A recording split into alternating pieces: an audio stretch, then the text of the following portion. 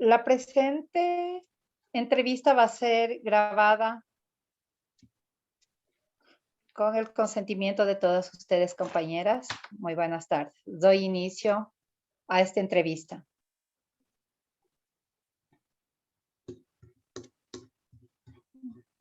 El maestro debe adoptar el papel de facilitador, no proveedor de contenido. Vygotsky.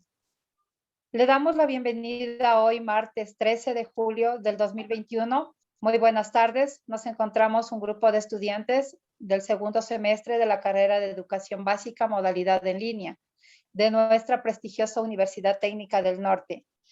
Me permito presentar a mis compañeras. Aguilar Katy, Ayala Mabel, Burbano Natalie, Márquez Jennifer y mi persona, Susana Areva. El motivo de esta entrevista es conocer los conocimientos y experiencias y la opinión que tienen las docentes acerca de las teorías sociales y aprendizaje en los aportes de Ausubel y Vygotsky en el quehacer educativo. Para ello, tenemos la grata oportunidad de contar con la magíster María del Carmen Zamora Peralta. Damos la bienvenida en esta tarde a la magíster María del Carmen Zamora de la ciudad de Cuenca. Ella tiene 52 años. Tiene un título en Ciencias de la Educación y sus estudios los realizó en la Universidad Estatal de Guayaquil, Ecuador. Título Magíster en Educación Especial, Universidad Politécnica Salesiana, Cuenca, Ecuador. Tiene un diplomado especialista en TICs como recursos de enseñanza-aprendizaje. Diplomado especialista en tutoría y psicología educativa. Diplomado en especialista en metodologías, epistemologías aplicadas a la educación universitaria. Diplomado especialista en liderazgo y coaching. Diplomada en título especialista de metodologías de la enseñanza y aprendizaje en comunicación. Actualmente se desempeña como docente en la Unidad Educativa Baltasar Aguirre, de cuarto año de Educación Básica de Elemental, en Chunasana, Nabón, Azuay, Ecuador. Como también ella ha obtenido varias capacitaciones. En esta tarde voy a dar paso a mi compañera Katy Aguilar. Buenas tardes, Katy. Adelante. Buenas tardes, estimada magíster y compañeros. Para iniciar con la entrevista, me dirijo a usted, magíster, con la siguiente pregunta. ¿Qué opina acerca de la teoría de Ausubel? Buenas tardes. En primer lugar, les felicito a ustedes la inclinación hacia lo que es la docencia. Se puede decir, una de las carreras más gratificantes en el sentido social, en el sentido emocional, en que usted disfruta de lo que hace, por lo humano, por lo humanista que es desde sus orígenes la carrera, y además es una de las carreras, se puede decir, menos retribuida económicamente, así es que es una carrera de vocación y de corazón. Muchísimas gracias.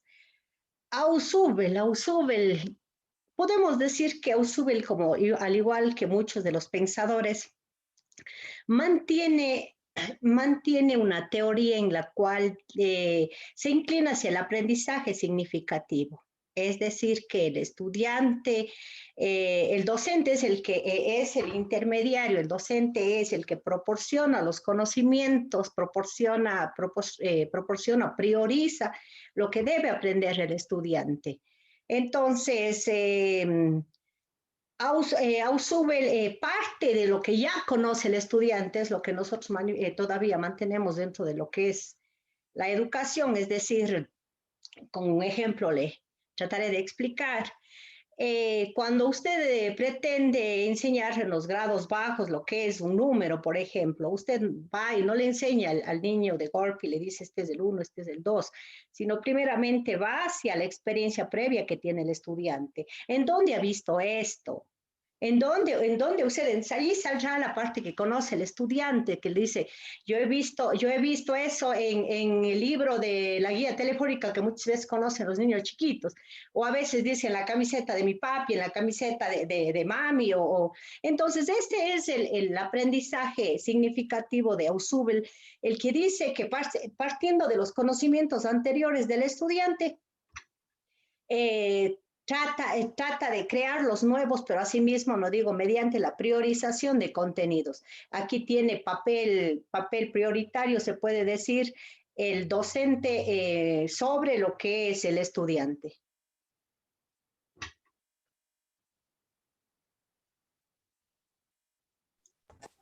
Muchas gracias, Magíster, por su aporte. Muchas gracias, Katy, por tu intervención. Ahora damos el paso a Jennifer. Jennifer, buenas tardes. Muy buenas tardes, Magíster y compañeras. Un gusto, Magíster, tenerla aquí y un honor poderla entrevistar. Con la siguiente pregunta. ¿Cómo piensa usted que los aprendizajes son más efectivos dentro de la escuela? Yo creo que esa es una de las preguntas más neurálgicas que puede hacerle usted a un docente. Es una pregunta tan que me atrevo a responder con otra pregunta. Usted y su hermana o hermano, si es que en el caso tienen los mismos gustos, se parecen, se puede decir, se ponen la misma ropa, les gusta, tienen las mismas preferencias en alimentos, son exactamente iguales. Entonces, desde mi punto de vista, no existe fórmula. El estudiante no es como por decir, como preparar un plato, como preparar en donde se pueda utilizar una receta. Yo pienso que la contextualización, la observación, sobre todo tomar, por ejemplo, parte de una teoría, de otra teoría, porque incluso hablemos del tipo de inteligencias que sostiene Gardner, entonces sería la combinación y para eso creo que, y por eso y a eso se debe la importancia de la capacitación del docente y lo preparado que el que esté, como para no aceptar una sola, se puede decir, una sola teoría dedicada para un grupo, porque a la final vamos a ver que nosotros no somos heterogéneos, digamos, no somos homogéneos, somos heterogéneos. Nosotros, cada uno de nosotros, entonces, para que se produzca un aprendizaje significativo, como dice Ausubel, para que se produzca un aprendizaje por descubrimiento, un aprendizaje se debe considerar, a mi punto de vista, no es teoría mía, porque no soy, pero sí, en mi punto de vista, se debe observar y primero conocer todo el tipo de teorías, todo el tipo, se puede decir, de literatura existente ya en cuanto al aprendizaje, para partir de allí y sobre todo en la contextualización. En mi caso, yo he trabajado, se puede decir, en instituciones de clase media alta y en instituciones fiscales, pero de extrema pobreza. Entonces, solamente allí uno se puede contestar a su pregunta y decir ¿es que acaso el mismo tipo de educación o el mismo tipo de enseñanza o el mismo tipo de aprendizaje me va a funcionar en los dos sectores? ¿O será acaso que el docente aquí tiene que ver más que qué me recomienda que funciona, más bien ver, contextualizar, o sea, cómo es, en qué puedo ayudar, cómo es mi espacio de trabajo y sobre todo lo que dije hace un momento, estamos últimamente tornándonos hacia lo que es la contextualización. Muchas gracias, Magíster. Muy importante esa información. Le agradecemos mucho, Jennifer, por tu pregunta. Doy paso a Mabelita. Mabelita, buenas tardes. Buenas tardes, estimada Magíster, compañeras. Continuando con la entrevista, vamos con la tercera pregunta. Dice, de acuerdo a los tipos de aprendizaje que propone Ausubel, ¿de qué manera le resulta útil en su práctica diaria? En la parte del conocimiento, es decir, en darle una razón por qué debe aprender eso el estudiante. O sea, no es, ahora hay la tendencia, se puede decir, ya de salirnos del aprendizaje de lo conductual, es decir, o direccionar hacia cierto estímulo, respuesta, ya se está saliendo de eso y más bien se está partiendo y enfocándonos en que el estudiante no es un ente vacío, o sea, el estudiante no es que está, no tiene conocimiento, porque si es que vamos a hacer el papel de proveedores de información, entre comillas, yo considero que el hecho de tomar en cuenta las recomendaciones de Ausubel en el sentido de que se debe partir de lo que ya conoce el estudiante, de lo que es de lo que el estudiante prioriza como si es que, por ejemplo, yo le digo a un estudiante o le quiero a la fuerza lo que era memorística, las tablas, y 2 por 3, y 2 por 3, y 2 por 3, y lo que antiguamente iban incluso lo que era la letra con sangre entra, entonces, o sea, no voy a lograr resultados, o a lo mejor por el susto, lo que le ha pasado yo vengo de una escuela vieja, se puede decir, de la vieja escuela, de la vieja enseñanza, y lo que era el susto a veces, incluso al maltrato físico. Entonces, Ausubel, al momento en el que plantea esto de que el estudiante ya tiene conocimientos, nosotros tenemos que ordenar, nosotros tenemos que entregar acomodaditos con esto no queremos decir que le vamos a dar, como saben decir vulgarmente, perdonen, masticando las cosas, pero sí permitirle enseñar y decir, esto va a aprender por esto, lo que es en este caso la experiencia, reflexión, conceptualización y la aplicación, ¿para qué le va a servir en la vida? Ya, muchas gracias por su aporte.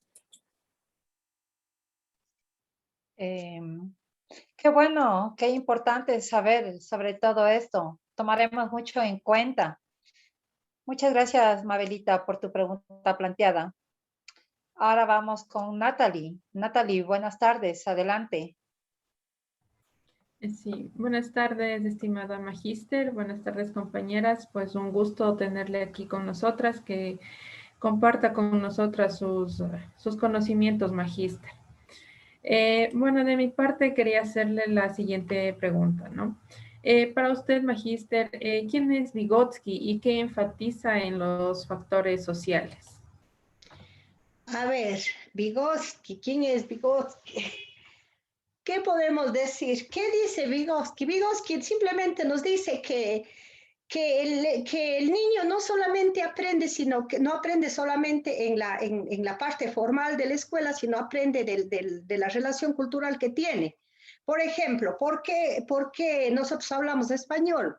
Porque estamos relacionados, el medio en el que nos desenvolvemos se puede decir mediante conocimientos rudimentarios aprendimos lo que es el idioma.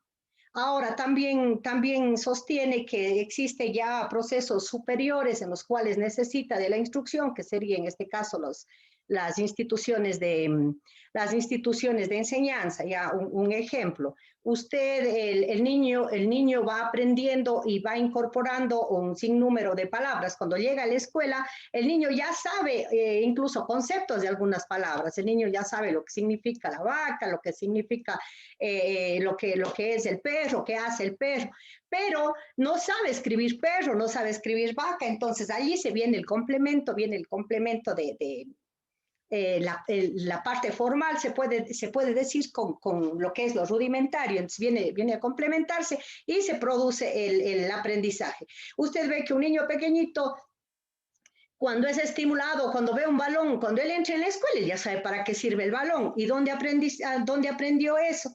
E incluso un claro ejemplo que estábamos en una capacitación a unas compañeras también, un claro ejemplo, nos decía una compañera, nosotros acá tenemos La Salle, no sé si es que allá también hay la institución, lo que es La Salle.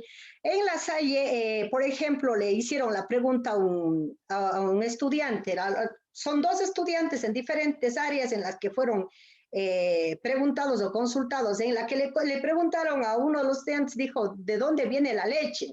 Y no sé si por allá también existe lo que es la fábrica, nosotros tenemos la Nutri. Entonces el estudiante dijo, la leche viene de la Nutri. ¿Por qué? Porque ese es el ambiente, ese es el contexto del estudiante. El estudiante se acostumbra a ver que todos los días viene, va a la tienda, y viene y está marcado allí Nutri. Pero ¿qué pasa con el estudiante de campo? El estudiante de campo no le va a decir a usted que la leche viene de la Nutri. Son respuestas diferentes debido, y por eso es lo que se decía, la contextualización. Entonces, el estudiante de campo, por ejemplo, no le tiene usted que enseñar, y por eso los docentes le decía, y como respuesta, me parece que fue Katy la que hizo la pregunta, o sea, ¿cuál es lo mejor o a dónde nos inclinaríamos para encontrar lo óptimo en lo que es cuestión de aprendizaje o enseñanza-aprendizaje? Y nuevamente diría en la contextualización, o sea, la contextualización por ejemplo, en lo que es los tinis, lo que es lo que es el trabajo nuestro en medio de enseñarles a los niños a amar a la tierra. Es muy diferente trabajar en el tini dentro de lo que es acá de la ciudad de Cuenca que trabajar en el campo. ¿Y a qué se debe esta diferencia? En que en la ciudad de Cuenca, por ejemplo, difícil es que un niño de 8 o 10 años sepa describirle o de qué manera llega a plantar o de qué manera llega a la siembra.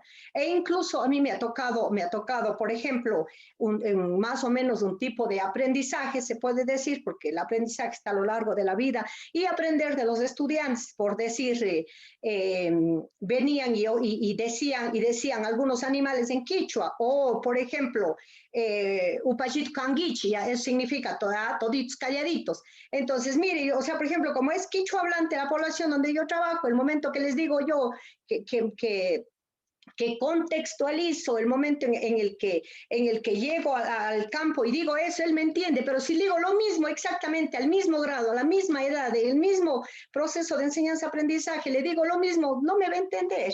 Entonces, en eso creo que está basado, se puede decir, esto de lo que es el aprendizaje en el contexto y el aprendizaje, lo que es la cultura. Es facilito, por ejemplo, enseñarlo cómo se hace lo intercultural, cómo se hace la chicha, cómo se hace. Más bien el estudiante es el que me está enseñando a mí. En cambio, aquí en la ciudad sí tendría que llegar a hacer una revisión de contenidos. Debido a que aquí voy a ser yo la que proveo el conocimiento. Entonces, allí, por ejemplo, yo combino el montón porque no es solo una, dos o tres teorías de aprendizaje, e incluso muchas veces como docente hemos tenido nosotros que recurrir a una de las bases del aprendizaje, que es el conductualismo. Entonces, uno se ha tenido que recurrir, ¿para qué? Para, por ejemplo, el momento en el que le pega un sticker, sin querer salirme del tema. Usted le pega un sticker al estudiante, usted está dando un premio a una acción. ¿A qué estamos llegando? Estamos llegando a los primeros niveles, se puede decir, de pensamiento, de pensamientos de lo que es el proceso de aprendizaje. Ya, Magíster, muchas gracias. No me diga Magíster, pero ya déjenme de tratar así. Muy importantes sus aportes, ¿no? Y que comparta con nosotros sus conocimientos. Muchas gracias, estimada Mari. María, exactamente. Muchas gracias, Natalie y Mari, por solventar esta pregunta. Son temas que como futuras docentes debemos saber, como bien dice, al dedillo, para poder entender el mundo diferente de cada niño. Muchas gracias. Katy, adelante con tu siguiente pregunta.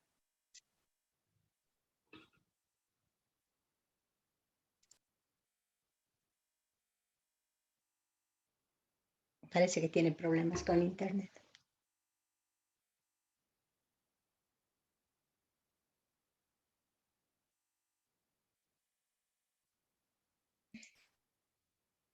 Mabelita, adelante con tu siguiente pregunta.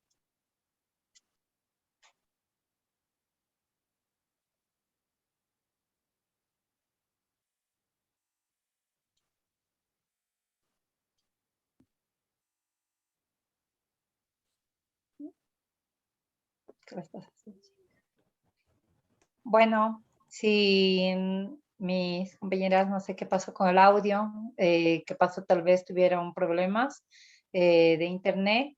Jennifer, adelante con la siguiente pregunta.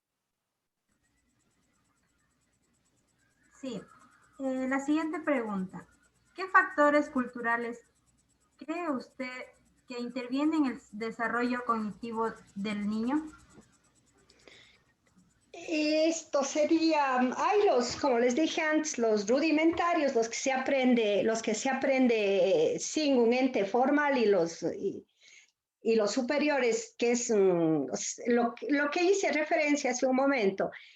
Hay aprendizajes que se dan de manera natural dentro del hogar, dentro del, por decir, mis guaguas, ya ellos ya saben, dice, ellos, les cuento esto como anécdota, yo considero que si es que tuviéramos mayor cantidad de espacios para trasladar las experiencias docentes, fuéramos, me atrevo a decir esto, fuéramos, se puede decir, mejores docentes, redundando, pero fuéramos mejores. ¿Debido a qué? Debido a que muchas veces existe un montón, ya le decía, 8, 10 teorías en las cuales se debe de combinar, pero también existe la parte que nos negamos nosotros a escuchar, a reflexionar, es en nuestra experiencia y el querer compartir, porque acuérdase que las grandes teorías, Piaget mismo fue las personas que hemos nombrado, 2 norteamericanos, o sea, son de contextos completamente diferentes. Pero si es que nosotros regresamos, se puede decir, un poquito hacia conversar, hacia valorar, en este caso lo nuestro mismo, nos daríamos cuenta que existen un montón de experiencias en las que los compañeros que ya estamos, se puede decir, dentro de la docencia, se puede aplicar o se puede compartir. En cuanto a este tipo de conocimientos, por ejemplo, los conocimientos rudimentarios que se aprenden, que el estudiante o que el niño viene, que trae de la casa. En cierta ocasión estaba mi compañera, por decir, estaba dando la asignatura de inglés. Cuando yo me quedé en el aula de junto, me quedé escuchando y de pronto escuché una y otra vez que les decía, pero ¿cómo se dice búho? ¿Cómo se? Y no decían, ellos nunca habían visto un búho. Mis niños nunca habían visto un búho. Entonces, cuando yo les dije a los niños, les digo, pero y entonces intervengo, digo, y eso que me dijeron el otro día que sale de noche, ¿cómo era? Entonces ellos conocen con otro nombre. Entonces, he allí lo importante, por ejemplo, y otra experiencia, asistimos a una feria regional en unos proyectos que compartíamos, y había un niño en el que le veía y que se le iban las lágrimas y le veía, pertenecía a otra institución, y cuando me acerco le digo, ¿qué te pasa? Y me dice, es que no me acuerdo cómo es, no me acuerdo, decía, ¿cómo era? Se sostenía el sorbete en la boca y no podía explicarse el niño qué tenía que. Yo digo, pero a ver, dime, ¿cómo tienes que hacer? Y el texto le decía más o menos que sostenga el popote con la boca. Popote es el término que se utiliza en México, pero aquí se conoce como sorbete. Y ese pobre guagua que estábamos nosotros destruyendo completamente esta parte, le digo, esta parte de que aprende culturalmente, si a lo mejor en el sector o a lo mejor ni siquiera utilizan el sorbete. Entonces allí la visión se puede decir no necesitamos grandes conocimientos, sino más bien lo que necesitamos, como decía Susi, el dominio de las teorías, no necesitamos conocer, sí, obviamente, porque por ejemplo, los estadios de Piaget, para uno poderse guiar acerca del crecimiento o el desarrollo cognitivo, el desarrollo o cómo se va dando, o las etapas de desarrollo del estudiante. Eso sí es importante. Pero, o sea, por ejemplo, limitarnos y encerrarnos, o a lo mejor en el momento que esta entrevista vaya donde el profe y digan, la profe considera que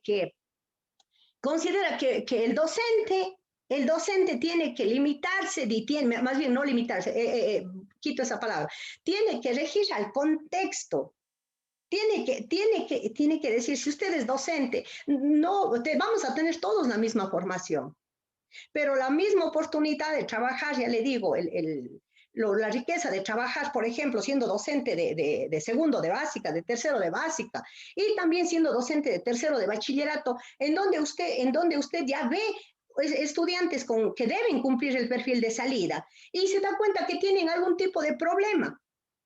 Pero se da cuenta que los problemas se originan en la base. A veces decimos que segundo de básica no tiene absolutamente nada que ver o es un grado simple comparado con lo que es el tercero de bachillerato. Cuando no es así, entonces aquí viene no solamente el conocimiento de las teorías de los grandes pensadores, sino más bien la parte de usted, se puede decir. Y a eso creo que llamamos el carisma, el empoderamiento, lo que llamamos el ganas y el máximo reto para uno llegar a ser docente. Me avisan si me extiendo mucho para... Muchas gracias. Muchas gracias, Jennifer, por la pregunta planteada a la magíster y muchas gracias por su intervención, magíster. Muy buena respuesta. Mabelita, adelante con la siguiente pregunta. Con la última pregunta, dice la pregunta, ¿qué considera usted como una herramienta de adaptación intelectual en la educación y si usted ha tenido que usarla y de qué manera? Me repite ahí, sí que me repite que estaba poniéndole que vaya más de 40 minutos. Ah, ya, listo. Dice, ¿qué considera usted como una herramienta de adaptación intelectual en la educación? Y si usted ha tenido que usarla, ¿de qué manera?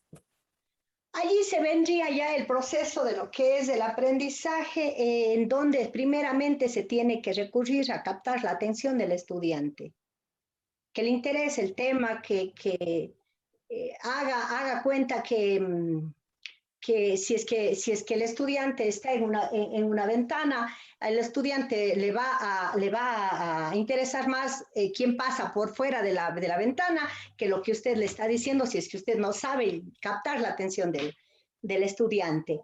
La sensación es decir, o sea, ¿qué le motiva? Aquí estamos hablando de sentidos, aquí estamos hablando, aquí vendríamos ya un poquito a interiorizar, se puede decir lo que es la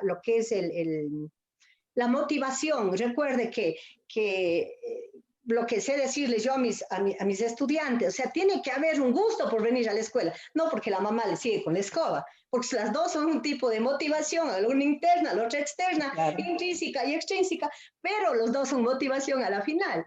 Entonces, o sea, tiene que usted, o sea, básicamente como herramienta le digo, la motivación y dentro de esto sería la atención, la sensación, la percepción, o sea, como cuando lo que yo les hacía a mis estudiantes cuando era docente de bachillerato, yo les decía a todos mis estudiantes, les decía, todos vamos a partir un limón, partimos un limón, cortamos el limón, exprimimos el limón y tenemos el vaso con el limón y tomémonos toditos el limón.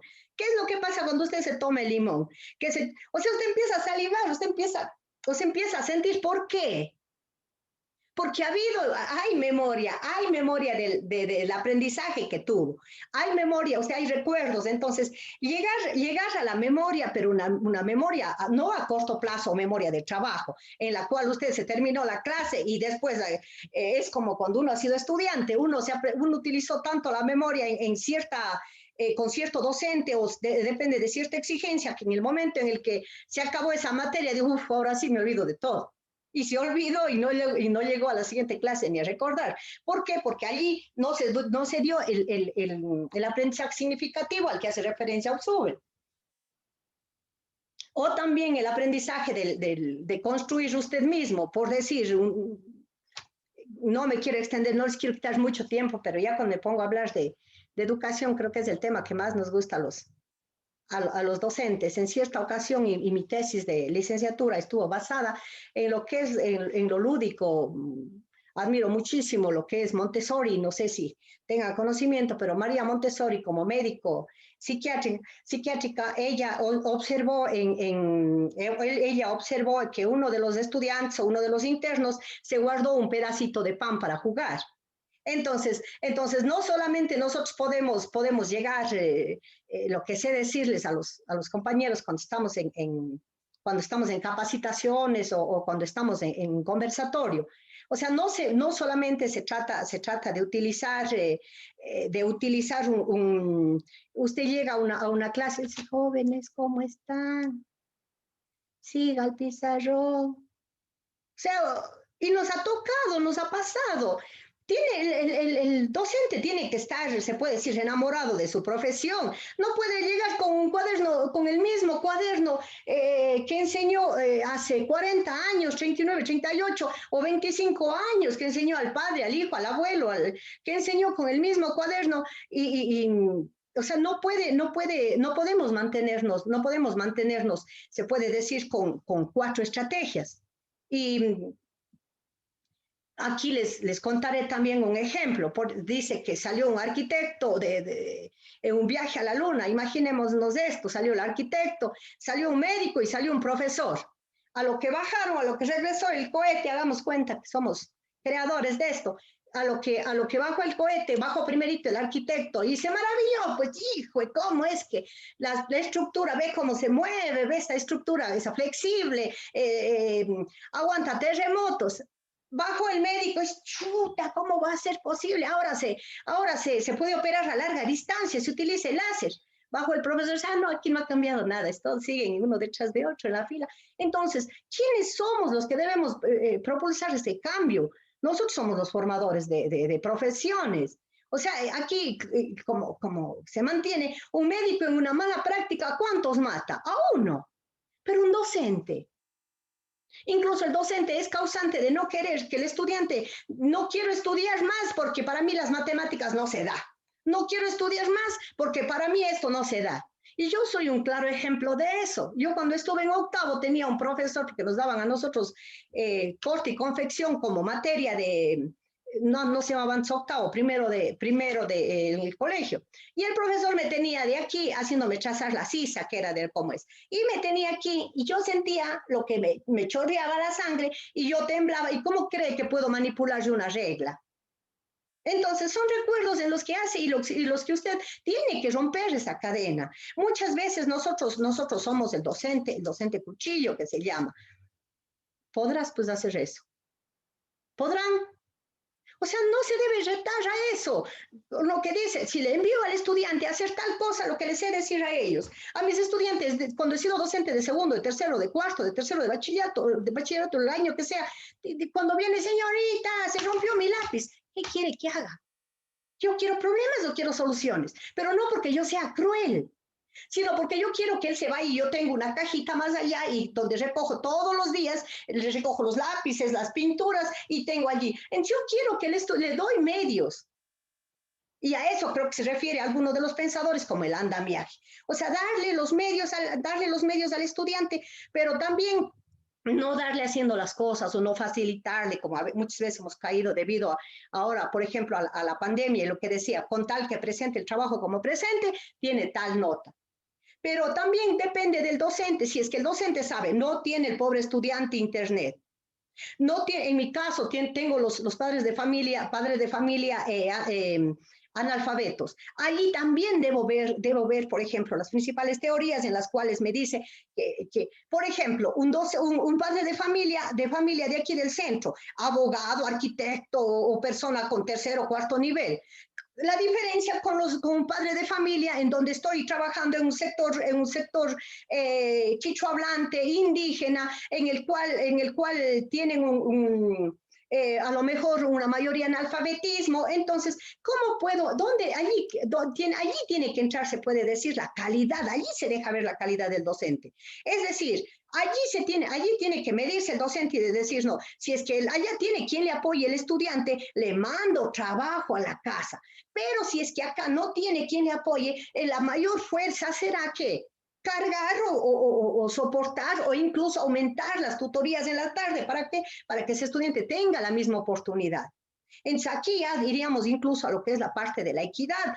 No solamente la educación se da porque un gobierno destine el 6%, el 6% a la educación, que está muy bien, porque ya, como le dije, somos formadores de formadores, pero también aquí viene la parte que no tiene, se puede decir que no entra dentro de un presupuesto y que sería la masa gris, el talento en la entrega de un docente.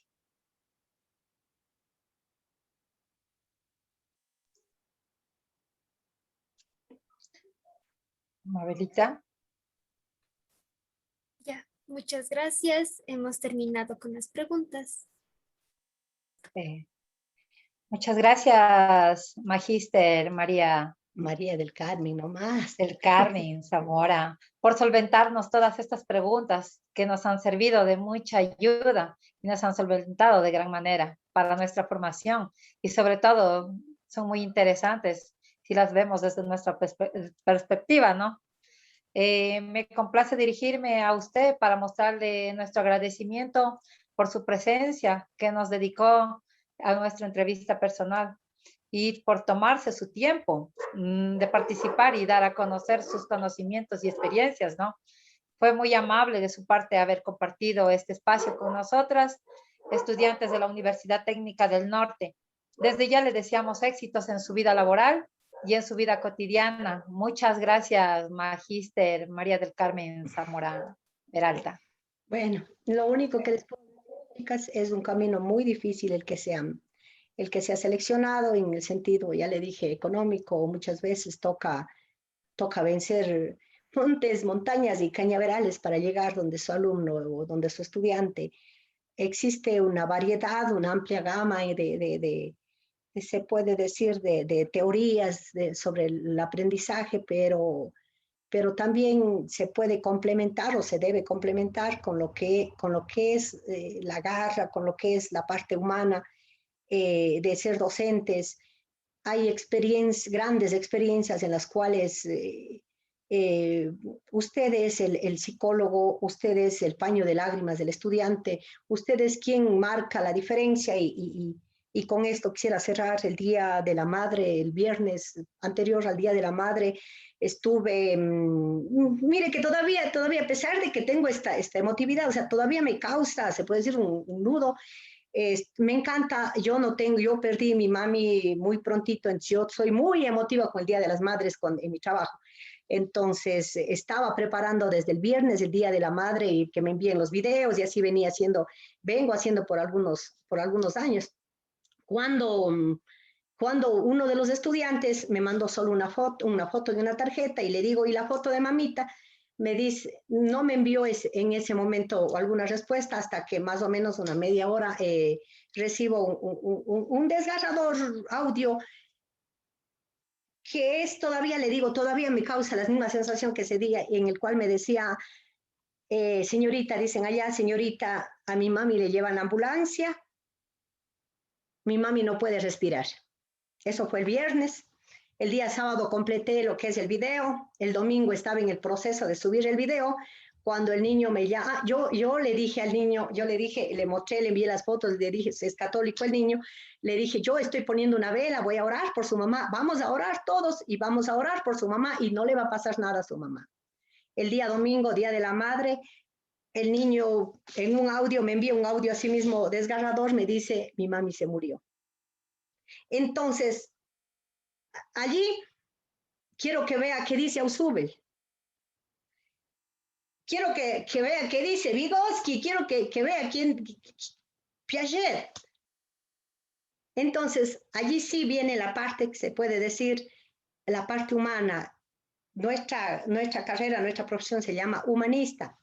Humanista porque estamos tratando, se puede decir, estamos tratando, imagínense, de recuperar la parte humana del ser humano. Aunque resulte algo, se puede decir, algo ni siquiera comprensivo. Queremos recuperar la parte humana.